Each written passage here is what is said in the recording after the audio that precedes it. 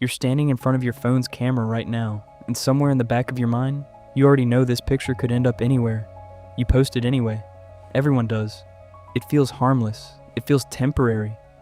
But for a surprising number of criminals throughout history, that one photo became the single piece of evidence that ended their freedom forever.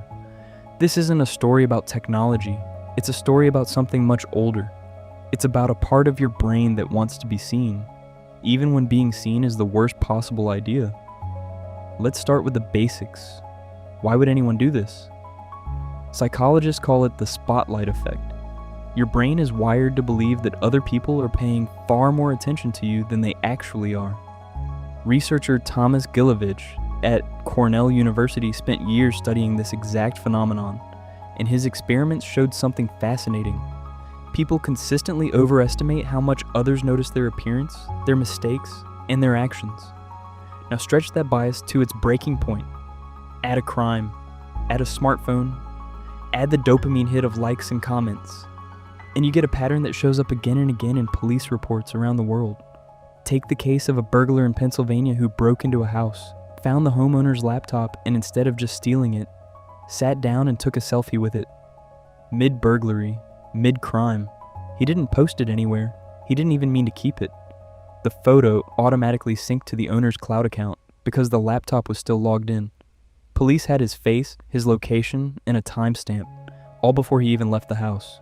You'd think that would be a one-time fluke. It isn't. In 2014, a man in Sweden robbed a convenience store and, on his way out, snapped a photo of himself holding stolen cash. He posted it within the hour. His friends saw it. So did the police. He was arrested before the store finished filing the report. Here's the question that actually matters. What is happening in someone's brain in that exact moment? The moment between committing a crime and reaching for a camera? Neuroscientists point to something called impulsivity under arousal. When your body floods with adrenaline, the prefrontal cortex, the part responsible for long-term consequences, temporarily takes a back seat. Your amygdala, the part driving immediate emotional reactions, takes over. You're not thinking about 5 years from now, you're thinking about right now. Documenting it feels natural because the part of your brain screaming, "This is a terrible idea," has been temporarily muted. This isn't new behavior either. It's an old instinct wearing new technology. For most of human history, status was proven through display.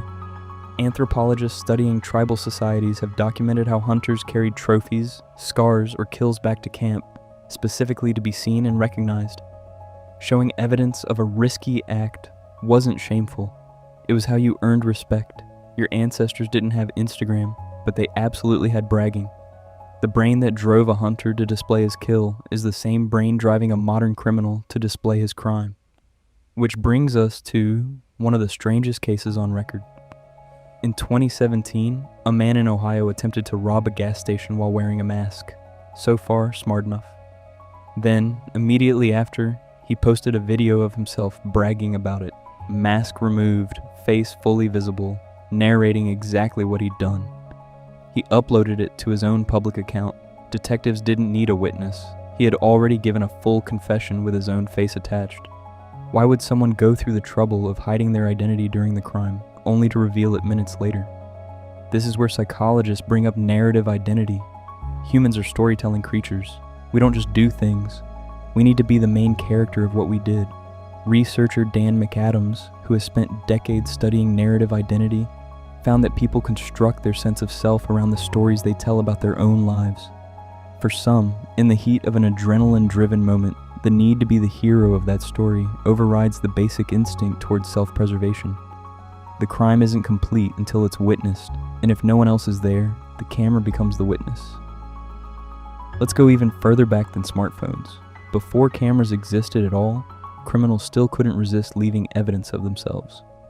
In the 1800s, several outlaws in the American West posed for formal photographs while actively wanted by law enforcement. Some were captured because those photographs ended up circulated on wanted posters.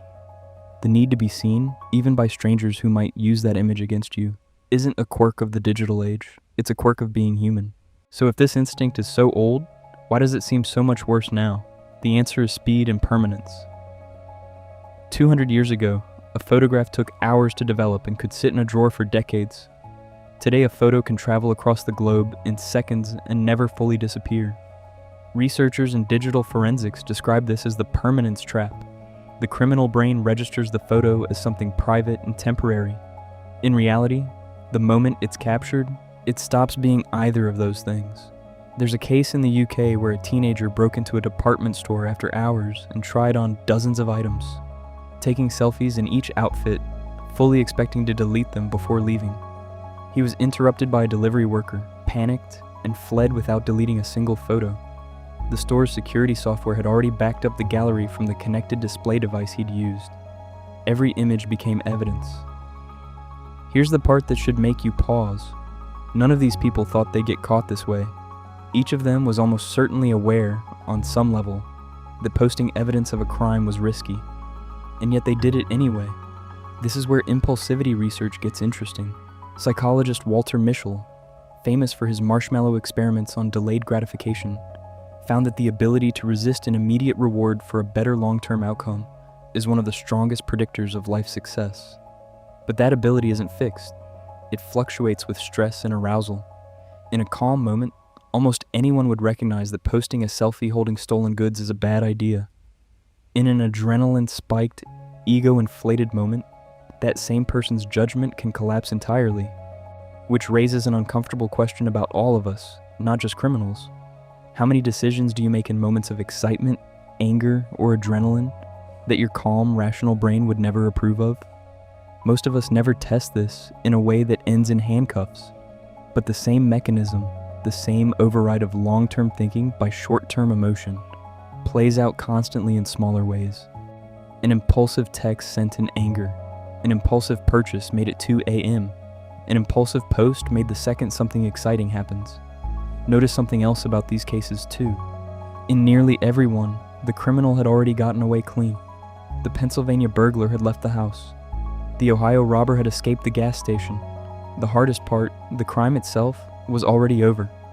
They undid all of that success within minutes by reaching for a phone. That timing detail matters. It suggests the urge to document isn't driven by panic. It's driven by triumph, a strange, misplaced pride that overrides every ounce of self-preservation a person has left. So what does this actually tell you about being human? It tells you that the part of your brain craving recognition is ancient, persistent, and doesn't disappear just because you've added smartphones and surveillance cameras into the mix. It tells you that the same instinct that made early humans display trophies after a hunt is the instinct that makes modern people document everything, good or bad, as if proof of an experience matters more than the consequences of that experience. And it tells you that the gap between "I know this is risky" and "I'm doing it anyway" gets dangerously thin the moment emotion takes the wheel. You probably won't ever rob a gas station or break into a department store. But the next time you feel the urge to document something in the heat of the moment, before you've had time to think it through, remember these stories. Somewhere out there, a person stood exactly where you're standing now, camera raised, certain that this moment was different, that the rules of consequence somehow didn't apply to them.